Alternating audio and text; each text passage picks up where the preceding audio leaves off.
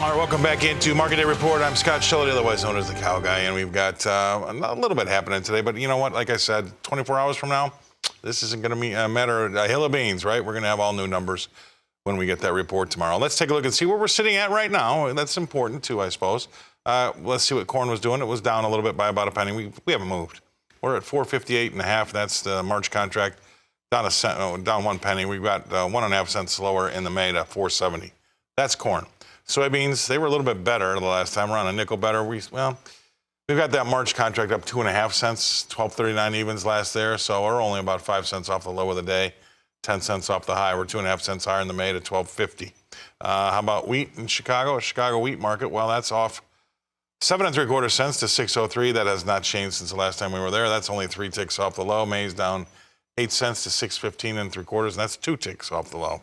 If Chicago wheat's kind of plumbing the depths, see what hard red's doing in Kansas City. March is off 9.75 cents to 6.14 That's a penny off the low there. And we got May down 10 cents to 6.19 and that's 3 ticks off the low there. From the hard red wheat in Kansas City, we move on to the spring wheat in Minneapolis. That's down 7.75 cents to, here we go. We're going to fight with this all day.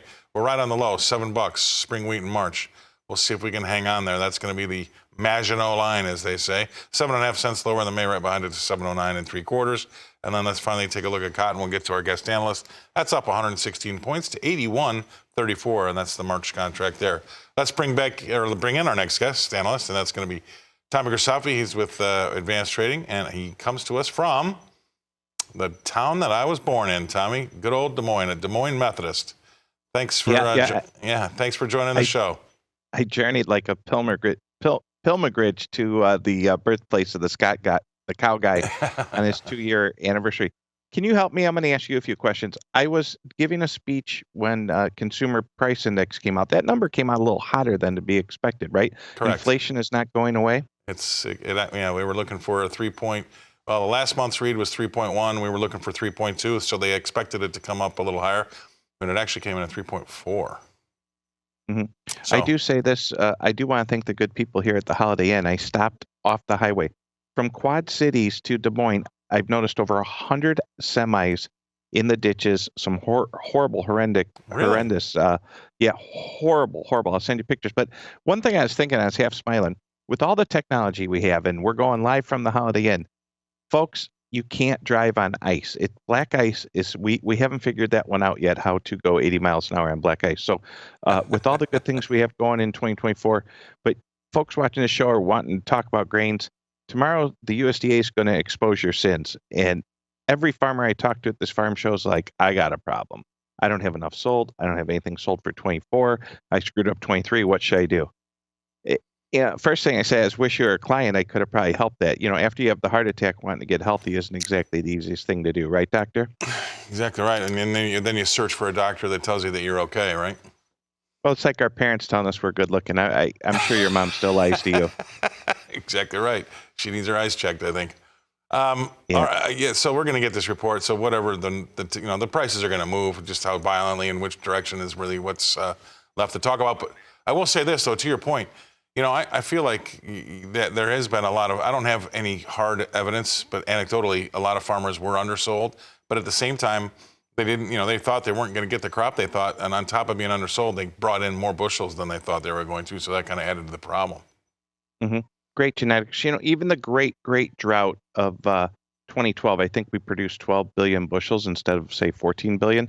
And obviously that made the price go from 5 to 8. But never has America not produced a bushel. So if you have a 200 APH, you can't pretend you're a 0. I mean, you should have 50 bushel the acre sold, 100. And I'll tell you something else I learned the last few days. And it's common sense. Everyone out there is going to be like, the guy's an idiot. But people who don't have bins did a lot better. Because when you didn't have a bin, you had to get forward sold. You had to lean against your APH. You had to lean against your crop insurance. And boy, are you sleeping better. The people with the bins are getting their butt kicked with store and ignore. This is why since October 31st, corn is down 8% and the average operating is paying 8%. So not only did they lose 8%, but they paid 8% to lose 8%. While that's happening, NVIDIA stock's up 9% on the year, and it was up 185. Why am I talking about NVIDIA stock? Because Wall Street and the billions and trillions of dollars are chasing the stock market They are no longer chasing commodities, and that should concern your viewers very much. Back to you, my friend. You know what? I couldn't have wrapped it up better than that. That's fantastic stuff. Stay right there. Don't go away. Be careful about that black ice. We're going to pay some bills. We're going to come back and talk more with Tommy Grisafi, Advanced Trading at a Holiday Inn in Des Moines, Iowa, right after this. All right, welcome back to the livestock sector, right? This is meats, proteins, whatever you call it. It's all about the money. So let's check in on that money right now and see what's happening. Let's take a look at live cattle. Feb's up 52 cents to 171.27. Just about 50 cents off the high of the day there. April's is up 20 cents to 173.87. Feeder cattle, what's going on there? Let's look at March. That's up 45 cents to 226.57. April's at 47 cents higher. 231.92 is the price there. Lean hogs, what's happening? This is a schizophrenic one. Feb's up. April's down. May's unchanged. How about that? We got a little something for everybody. Feb's up 42 cents to up 52 cents now to 72.60. But April and May are both sharply. Actually, April, May, and June are all sharply unchanged. April's at 78.95 and May's at 84.70. All right, let's bring back in Tommy Grisafi with Advanced Trading in a Holiday Inn in Des Moines, Iowa. Anything jump off the page there, Tommy?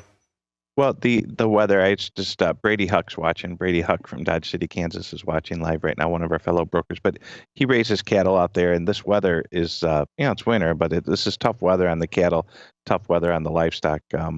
The next few days and weeks are going to be tough. Of course, it gets cold here in the winter, but it was a little too nice. We started off November and December too nice. We're catching up with nasty weather. Meats have weather markets. Also switching back to grains on the weather market as the roads, the roads are better now. All the trucks and the ditches are from a day ago. But when we get really cold, we tend to see a pop in basis. So if we have a negative crop report tomorrow, your end user is going to reach for that corn and they may have to give it to you in the cash market. So futures could go down 10 or 15 tomorrow and the price you get locally could stay the same. If you don't understand, give someone a call who's smart and intelligent and understands this, but I think most of you out there do understand this by now. Back to you from a Holiday Inn, from the birthplace of the Cow Guy. Hopefully you're getting paid by Holiday Inn for all those plugs, by the way. No, but the manager came over to me. He goes, "What are you doing?" I go, "We're going to go live on the Cow Guy. We're going live, baby." All right. And he's like, "Oh, all right." All right. Thanks, Tommy. Tommy Grisafi, great stuff. He's with Advanced Trading, great friend of this show and the Cow Guy Close. Bring it back home here to Nashville.